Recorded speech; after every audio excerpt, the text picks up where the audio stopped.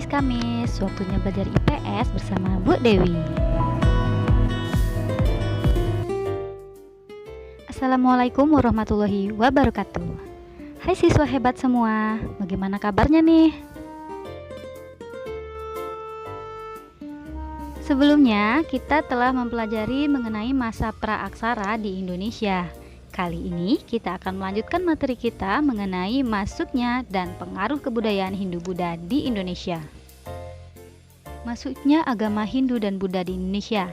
Yang pertama, agama Hindu, di mana bangsa Dravida yang kebudayaannya telah mengalami perkembangan melangsungkan pernikahan dengan bangsa Arya, yang mana bangsa ini disebut sebagai bangsa Hindu, di mana tradisi dan kepercayaan mereka inilah yang disebut sebagai kebudayaan Hindu. Mereka memiliki kepercayaan dengan menyembah banyak dewa atau politisme, di mana dewa utamanya adalah Trimukti, yaitu Brahma dewa pencipta, Wisnu dewa pemelihara, dan Siwa dewa perusak. Kitab suci agama Hindu yaitu Kitab Weda berisi 4 ajaran, yaitu Rigweda, Samaweda, Yajurveda, dan Atharvaveda. Untuk agama Buddha, pertama kali diajarkan oleh Siddhartha Gautama atau Buddha Gautama, putra Raja Sudodana dari kerajaan Kosala di Kapilawastu. Dengan pokok ajaran yaitu manusia berasal dari keadaan samsara atau menderita. Untuk melepaskannya, maka harus menjalankan Astavida atau 8 ajaran kebenaran. Kitab suci agama Buddha adalah Tripitaka dengan 3 bagian, yaitu Vinaya Pitaka, Sutranta Pitaka, dan Abhidharma Pitaka. Nah, dalam perkembangannya, Buddha ini terdapat atau terpecah menjadi 2 aliran, yaitu Buddha Mahayana dan Buddha Hinayana. Selanjutnya yaitu masuk dan berkembangnya kebudayaan Hindu-Buddha di Indonesia. Coba kita perhatikan peta ini. Ini merupakan peta jalur perdagangan antara India dan Cina. Nah, jadi awalnya India dan Cina ini melakukan perdagangan melalui jalur darat yang disebut jalur sutra. Namun karena dirasa sudah tidak aman lagi, maka dibentuklah jalur laut yang melewati Selat Malaka atau melalui Indonesia. Nah, hal inilah yang merupakan menjadi gerbang masuknya mengenai kebudayaan Hindu-Buddha termasuk agamanya tadi. Pada gambar ini bisa kalian lihat perbedaan antara jalur darat dan jalur laut. Ada beberapa teori yang menyatakan tentang masuknya kebudayaan Hindu-Buddha ke Indonesia. Yang pertama, teori Vaishya. Ini menurut N.J. Crom, jadi budaya Hindu-Buddha ini dibawa oleh pedagang India melalui jalur laut tadi, yaitu masuk lewat Selat Malaka. Jadi pedagang India ini berdagang di Indonesia dengan menyesuaikan musim, dan mereka menetap sambil menunggu musim berganti. Nah, dari sinilah mereka mulai menyebarkan pengaruh kebudayaan India tadi ke masyarakat Indonesia. Melalui apa? Melalui adanya perkawinan dengan pribumi. Yang kedua yaitu teori Ksatria. Ini ada 3 pendapat. Menurut Sisiberg, jadi para ksatria India ini ada terlibat konflik dalam masalah perebutan kekuasaan di Indonesia. Nah, ksatria yang membantu kemenangan tadi akan dinikahkan oleh salah satu putri dari kepala suku atau kelompok yang dibantunya. Nah, dari perkawinan itulah para ksatria dengan mudah menyebarkan tradisi Hindu-Buddha tadi kepada keluarga yang dinikahinya. Sedangkan Mukherjee ini sama seperti Sisiberg, dia mendukung, dan kemudian para ksatria ini selanjutnya membangun koloni-koloni yang berkembang menjadi sebuah kerajaan. Sedangkan menurut J.L. Mons, ia malah menghubungkan proses terbentuknya kerajaan-kerajaan di Indonesia pada awal abad ke-5 dengan situasi India pada abad yang sama. Nah, pada abad ke-5 ini ada di antara keluarga kerajaan di India yang melarikan diri ke Indonesia saat kerajaannya mengalami kehancuran. Mereka inilah yang akhirnya nanti mendirikan kerajaan di Indonesia. Yang ketiga yaitu teori Brahmana. Ini dikemukakan oleh J.C. Van Leur. Ini kebudayaan ini menurut ia dibawa oleh golongan Brahmana atau pendeta. Hal ini ia lihat dari prasasti-prasasti yang menggunakan bahasa Sanskerta dan huruf Pallava yang ditemukan di Indonesia. Nah, karena golongan Brahmana lah yang menguasai bahasa dan huruf ini, maka ia berpendapat demikian. Yang terakhir yaitu teori arus balik. Ini dikemukakan oleh F.D.K. Bosk.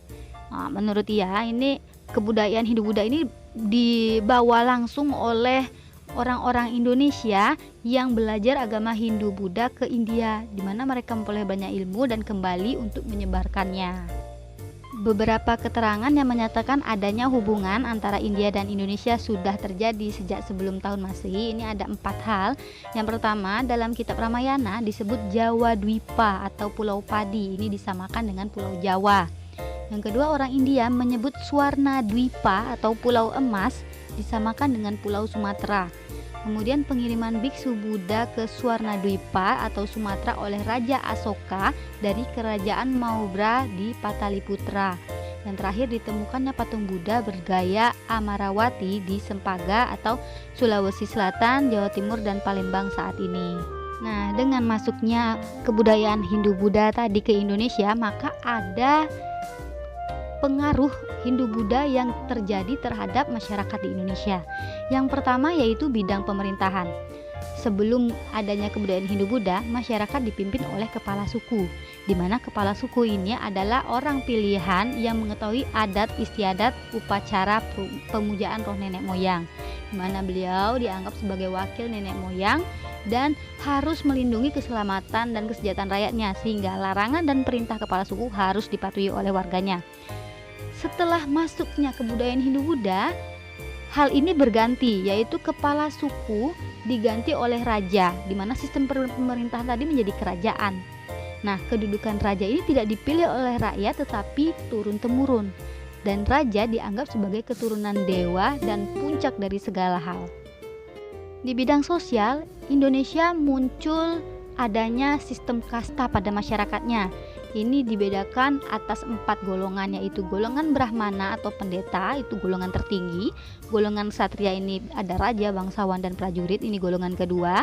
Kemudian golongan Waisya itu untuk pedagang dan petani, dan terakhir golongan Sudra atau rakyat biasa yang menduduki golongan terendah. Nah, hal ini berdampak pada perbedaan hak antar semua golongan tadi, terutama pewarisan harta, pemberian saksi, dan kedudukan dalam pemerintahan. Di bidang ekonomi, Indonesia sangat diuntungkan. Nah, ini dilihat dari perdagangan di Kepulauan Indonesia yang berkembang pesat karena daerah pantai timur tadi menjadi jalur perdagangan. Nah, kapal dagang dari berbagai negara akan datang untuk singgah menambahkan persediaan makanan dan minuman. Nah, dari sinilah nanti muncul pusat-pusat perdagangan yang berkembang menjadi pusat kerajaan. Di bidang agama, ini berawal dari hubungan dagang. Di Indonesia juga berkembang sebagai pusat perkembangan dari agama Hindu dan Buddha. Walaupun sistem kepercayaan terhadap roh halus tetap ditegakkan. Yang terakhir untuk bidang kebudayaan, di sini terjadilah perpaduan atau akulturasi dari 2 kebudayaan, yaitu Indonesia dan Hindu-Buddha. Contohnya untuk seni bangunan, lihat dari candi-candinya yang berbentuk punden berundak yang merupakan ciri khas asli Indonesia. Yang kedua, seni rupa atau seni ukir. Ini bisa kita lihat dari relief yang dipahatkan pada dinding candi, misalnya di dinding Candi Borobudur. Ini meriwayatkan tentang Sang Buddha.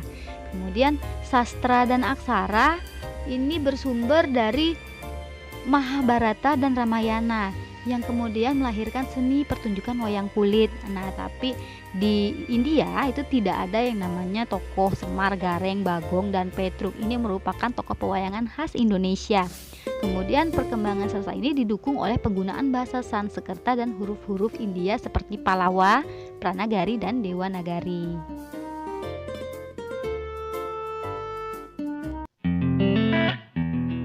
Baiklah siswa hebat semua, inilah materi kita kali ini. Jika ada yang masih belum kalian pahami, kita akan diskusikan di grup, oke?